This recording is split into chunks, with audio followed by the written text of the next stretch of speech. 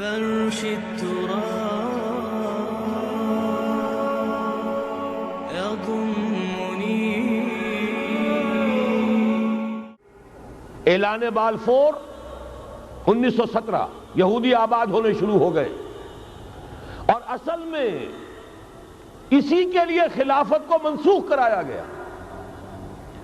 سلطان عبد الحمید، اگرچہ یہ ترکی خلافت جو ہے مرد بیمار کمزور، پھر بھی وہ مسلمانوں والا جذبہ اتنا تھا، انہیں بڑی سے بڑی رشوت پیش کی گئی تھی. ظاہر بات ہے یہودیوں سے بڑھ کر رشوت دینے والا کون ہو سکتا، جن کے ہاں ایسے بینکر ہوں جو 40 بلین ڈالر کا ایک چیک لکھ سکیں. پھر یہ کہ ان پر سیاسی دباؤ بہت ڈالا گیا. انہوں نے جب تک خلافت عثمانیہ برقرار رہی یہودیوں کو فلسطین میں آباد ہونے کی اجازت نہیں دی، کہ جو معاہدہ کیا تھا حضرت عمر نے رضی اللہ تعالی عنہ، خلیفہ ثانی نے، خلیفہ راشد نے، ہم اس کے پابند ہیں اور ہم یہاں یہودیوں کو آباد ہونے کی اجازت نہیں دیں. لہذا انہوں نے اس خلافت ہی کا بستر طے کرایا، اس لیے کہ نہ رہے بانس نہ بجے بانسری، نہ مسلمانوں کی وحدت ملی کی کوئی علامت دنیا میں باقی رہے، اور نہ مسلمان کسی مسئلے پر جمع ہو کر کوئی موقف اختیار کر سکے. اعلان بالفور کے نتیجے میں آباد کاری شروع ہوئی. 1948 میں اسرائیل قائم ہو گیا، معجزہ ہو گیا. 1967 میں اس کی توسیع ہو گئی. اس میں ایک بات اور بھی عرض کر دوں، یہ سارا کس طور سے ہوا ہے کام؟ آپ نے زائنزم کا نام تو سنا ہے، صہیونی تحریک.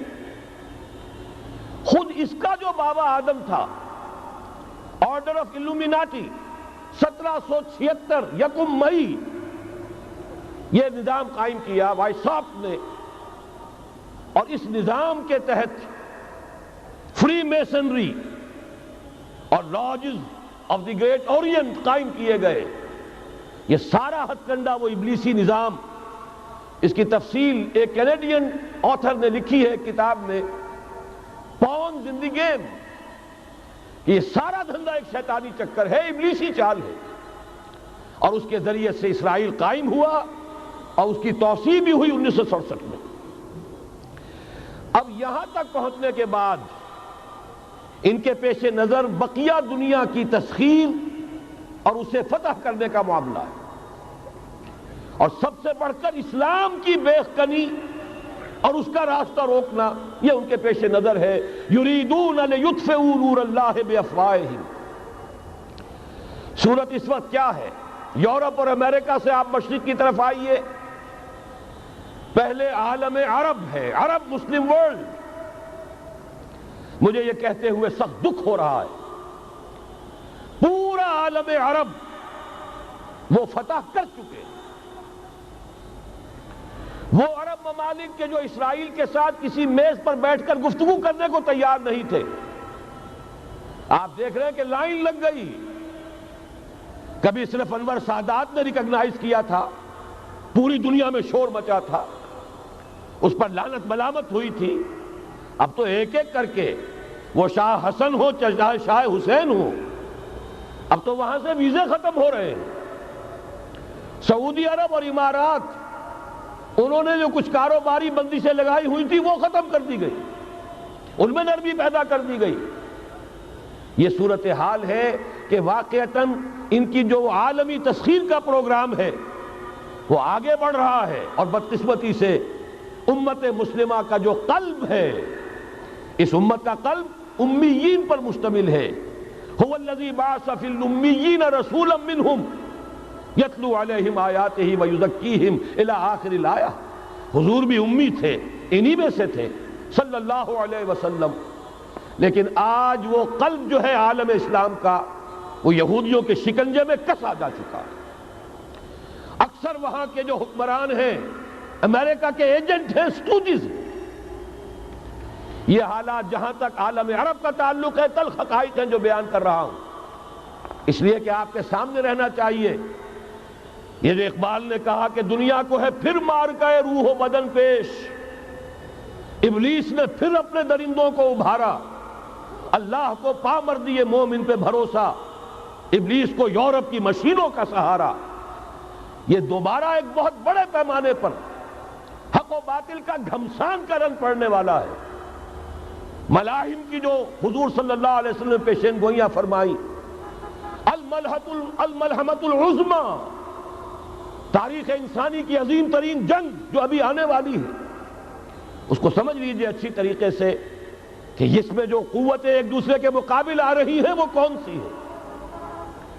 نیو ورلڈ آرڈر کہنے کو امریکہ کے زیر قیادت ہے، حقیقت میں امریکہ خود یہودیوں کے پنجے میں ہے۔ یہ وہی ابلیسی طاقت ہے جو آگے بڑھ رہی ہے۔ عالم عرب کو فتح کرنے کے بعد اب ان کے پاس اگلا عالم اسلام کا حصہ ہے، غیر عرب مسلم ورلڈ۔ ایران ہے، اس کے شمال مشرق میں ترکستان ہے، روسی اور چینی، مشرق میں افغانستان ہے، پاکستان ہے، یہ ایک بہت بڑا سالڈ بلاک ہے۔ اس کے بعد اگرچہ ہندوستان آتا ہے، بھارت، ظاہر بات ہے کہ وہاں مسلمان اقلیت میں ہیں سوائے کشمیر کے، لیکن یہ نوٹ کیجئے کہ وہاں بھی کم سے کم 15-18 کروڑ مسلمان موجود ہیں۔ آج بھی دنیا کا سب سے بڑا ملک جس میں مسلمانوں کی تعداد اور جن کی نفری سب سے بڑھ کر ہے وہ بھارت ہے۔ اس کے بعد پھر انڈونیشیا، ملائیشیا ہے، اس سے آگے ہے پھر فار ایسٹ، ابھی انہیں فتح کرنا ہے۔ نیو ورلڈ آرڈر کا یوں سمجھئے کہ ابھی یہ ہارڈ نٹ ٹو کریک، ابھی ایک لوہے کا چنا ہے چائنا کی شکل میں موجود۔ اور مجھے یاد آ رہا ہے ڈی گال کے الفاظ بہت سے لوگوں نے سنے ہوں گے، اس نے کہا تھا کہ ہم نے خام خواہ روس کو اپنا دشمن بنا لیا ہے، وہ تو ہمارا بھائی ہے، وائٹ ریسس، وہ تو بنیادی طور پر یورپین قوم ہے۔ Beware of the yellow masses of the East, تمہیں گھبرانا چاہیے، تمہیں خبر لینی چاہیے، وہ مشرق بعید کے جو زرد رو لوگ ہیں، China, Indo China, Japan, yellow races. ابھی اس نیو ورلڈ آرڈر کے لیے جو فتح عالم اور تسخیر عالم کا پروگرام ہے، اس میں پہلے غیر عرب مسلمان دنیا اور پھر یہ فار ایسٹ کا خاص طور پر یلو ماسز، یہ ہے کہ جنہیں ابھی انہیں ٹیکل کرنا ہے۔ اور اسی لیے میں عرض کرنا چاہتا ہوں، حقائق ہمارے سامنے رہنا چاہیے۔